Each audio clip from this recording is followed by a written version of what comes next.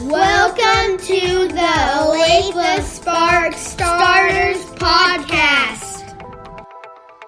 Welcome to Olathe Spark Starter Podcast, where it is our mission to inspire innovative ideas and empower educators to cannonball into personalized professional learning. On episode 5, we will discuss teacher self-care and the impact it has on student engagement. All right, now it's time for the latest edition of the Olathe Spark Starters Spotlight, where we are shining the light on some amazing educators across the district. This first one goes out to Pamela Wyatt. Pamela Wyatt is a second grade teacher at Washington Elementary. She was nominated because she goes above and beyond for her students and their families. She is a true inspiration to those around her. She was nominated by Rebecca Frex. Our next nomination is Lauren Mannon. She was recognized for being an amazing educator.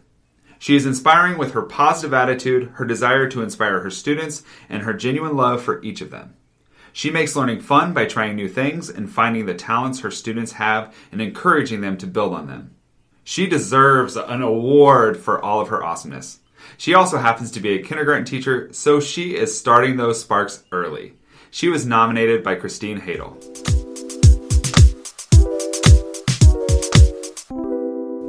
Hey everyone, it's Andrea. And Janelle. And Julie. And Ariel. And Abby. And we have a new member of the Olathe Spark Starters team here with us. Yes, I'm excited to be here. So I'm Jordan, and I'm teaching 7th grade social studies at Indian Trail Middle School.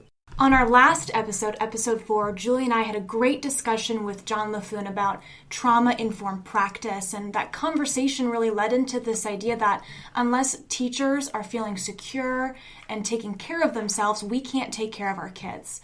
So what do you guys think is the importance of self-care when it comes to student engagement and learning?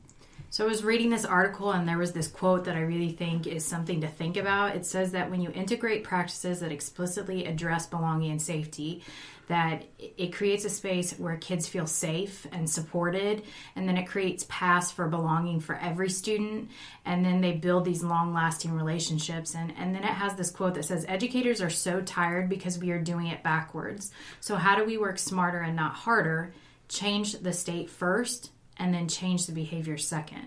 What do you guys think about that? You know, I've heard a lot about when you talk about trying to do self-care that you try to build it in as a habit, and to try and build it in as a habit before you need it.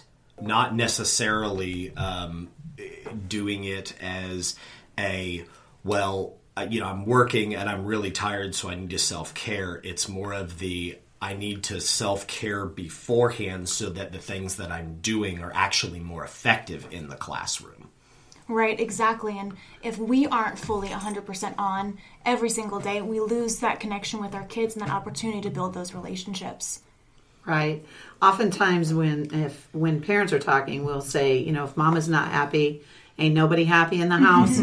and I feel like that's the same in my classroom. I need to come there happy and ready, genuinely excited to see the kids each day and ready to love them, ready to teach them and do those things. And in order for me to do that, I have to build in that self-care. I have to make sure that it is a habit in my life so that I go ready to do that every day. And I think for everybody that looks a little different. So like my self-care is not going to look like the next person's. For me, I definitely have a much better day when I've gotten up and I went to the gym and I've had my coffee. So like if I get those two things in, I'm set. But like I know that's not the same for everyone. So what are some other things that you guys do to make sure that you are ready? I actually have a devotion that I read that just centers me in the morning every day. I think physical exercise is so important for educators. If you're not doing some form of physical activity, you're just really not fully prepared to encounter the stresses of the day. Ariel, like you, I don't go to the gym, but I do yoga and sometimes meditation and just mindfulness, and just having the chance to breathe deeply before encountering all of the stresses of the day just puts me in a good mental state.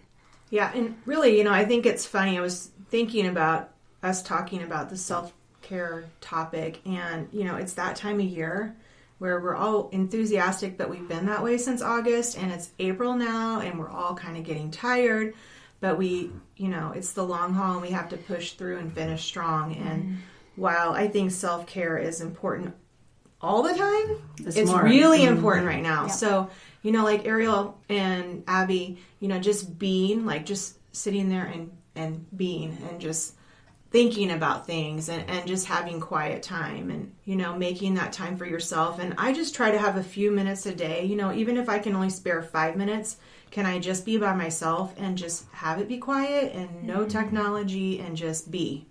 That seems to help. You know, I'm kind of that person where we have ideas and we bounce ideas off and each other, and people are like, do you want to do this? And I'm like, oh, I would love to do that, you know. And then all of a sudden my plate is over, like heaping, like so many of us do that. It's sometimes so hard to say no. And so now this time of school year, you know, you've got this plate that's overflowing for the last 7-8 months. It's getting heavy to carry. So yeah, I think, you know, just being, I think, is my biggest self-care tip. And I think a lot of our listeners they're spark starters. They have heavy plates. And as I've gotten further in my career, just kind of questioning and saying, is this something that I deeply care about? Is this my most passionate thing is it really for and helping students? And then being able just to be okay with saying no to some of those things, so you can do more and do better with less. Absolutely. Like being the jack of all trades or the master of none. Yes. Right. Yes. I know that one of the things I like to do is pull out I call it the rainy day folder, which is positive notes from students. That this is always kind of that time that I usually like to. I'm kind of lucky enough that I'll have first hour plan, but even sometimes before that, if I'm in school earlier and it's quiet, I will just pull out a couple of those nice positives and just put them on the desk. And just like you take everything away and just look at those positives. Don't do anything else until I've looked at those for a good 5 minutes, and just to kind of wipe the muck off the plate and get ready to put some more positivity on. Right. It's so easy to let those negative voices be the loudest in our heads. So I love that you really put a focus back on the positive. It's kind of like this article by Jennifer Gonzalez in which she talks about marigolds and walnut trees. I love that article. And so what do you do when there's a walnut tree that is overtaking your marigold? What do you do? Because, I mean, it's one thing. We've talked about taking care of those voices in our own head, those negative voices, and doing that self-care. But how do you care for yourself when there's people around you who maybe are bringing that negativity to you? I mean, what does that look like for us? I think I just try to maybe distance myself and try to surround myself with people who are positive. It's kind of like the same things we tell our students, I think, too, is, you know, for that mental well-being and that social emotional care that you have to have for yourself, you need to have that glasses half full type of attitude in some respect too. Have you ever found yourself in a position where you are one of those negative people? I actually have. This year, starting a new position, I found where I was just working so many hours that I would walk around and all I talked about was how many things I was doing and how late I was working and how tired I was. And I realized how draining that can be on people around you. And so it was really just that check of me having the realization of what I was doing and then just asking myself, you know, how can I change my mindset and how can I focus on my why? Because I think when you remember your why, it's so much easier for you to be that person to walk into and be happy and optimistic versus when you're just so focused on the daily stuff you have to do. Right. And I think that ties back to what Abby was saying is trying to kind of pick and choose what's really am I driven by so that our plate doesn't get to where it's overflowing, and then we are taking really good care of ourselves because we're focused on what we love to do and not becoming that walnut tree because we have so many things on our plate. So I think it kind of ties in everything we're saying as that balance is really important. So I guess the question I'd love to hear from you guys is how do we find what we're passionate about for those who maybe have a lot on their plate and they don't know how to kind of pare things down and focus on what they're passionate about? Well, I think for elementary teachers, that's a really hard thing to do because we are expected to be passionate about a lot of things. Mm-hmm. We're expected to be passionate about reading. We're expected to be passionate about social studies. We're expected to be passionate about science. We're expected to be passionate about social emotional learning. We're expected to be passionate about writing. We're expected to be passionate about math. So we're expected to be passionate about a lot of things during the day. And when you add up all the standards to each one of those individual areas that we have to teach, it is well into the hundreds, 300s.